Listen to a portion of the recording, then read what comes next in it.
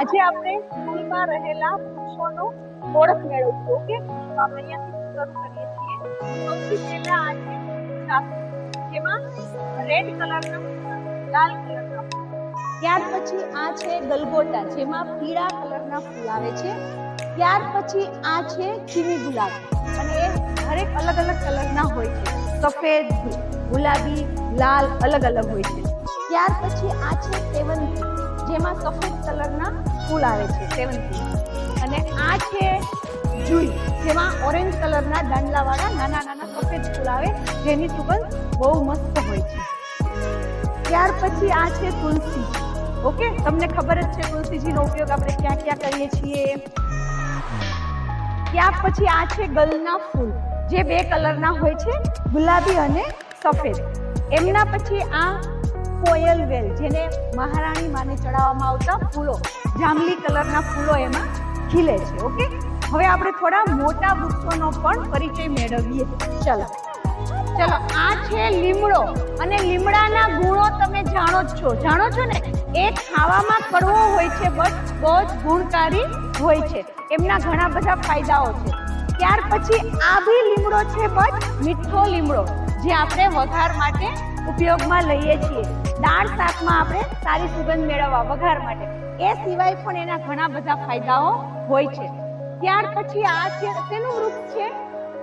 આ વાળું વૃક્ષ શેનું છે? જાંબુ. ઓકે, નીચે બી બહુ બધા પડેલા છે, અને જાંબુ છે એક ફળ છે, જે આપણે શોખથી ખાઈએ છીએ. ત્યાર પછી આ વડલાનું ઝાડ છે, જેની વડવાઈમાં આપણે મસ્ત રીતે ઝૂલા ઝૂલીએ છીએ. ચલો, આ કરંજનું ઝાડ છે, જેનો ઉપયોગ ખબર છે તમને? દાંતણ કરવા માટે થાય છે. એમની ડાળખીનું દાંતણ કરો તો તમારા દાંત મજબૂત બને. ત્યાર પછી આ કરેણ છે, જેમાં યલો કલરના ફૂલ આવે છે, પીળા ફૂલ, જે ભગવાનને ચડાવવામાં આવે છે. આ ચંપાનું ઝાડ છે, જેમાં ફૂલ ખીલે છે, ખૂબ સરસ સુગંધવાળા ફૂલ હોય, અને એ આપણે ભગવાનને ચડાવીએ છીએ. આ ગુલમોહર છે, જેમાં રેડ કલરના ફૂલ આવે છે. તમે કોઈ ખાધા છે? એક ખાઈ શકાય છે. એમાં 4 પાન છે, એક સેમ હોય છે. એક પાન છે એ બ્લેક કલરનું વ્હાઈટ લાઇનિંગ વાળું હોય. એનો ટેસ્ટ ખાટો મીઠો હોય છે. ન ખાધા હોય તો હવે ખાઈ લેજો. ઓકે, આ ઝાડ શેનું છે ખબર છે? બીલીપત્ર. ઓકે, એનો ઉપયોગ ક્યાં કરીએ છીએ? મહાદેવને ચડાવીએ છીએ. ચડાવીએ ને, શ્રાવણ મહિનો હમણાં આવશે તો મહાદેવને રોજે બીલીપત્ર ચડાવવામાં આવે છે. ઓકે, ચલો, સૌથી ઊંચું ઝાડ દેખાય છે, કેનું છે? અને એમાં શું લટકે છે? Okay, very good.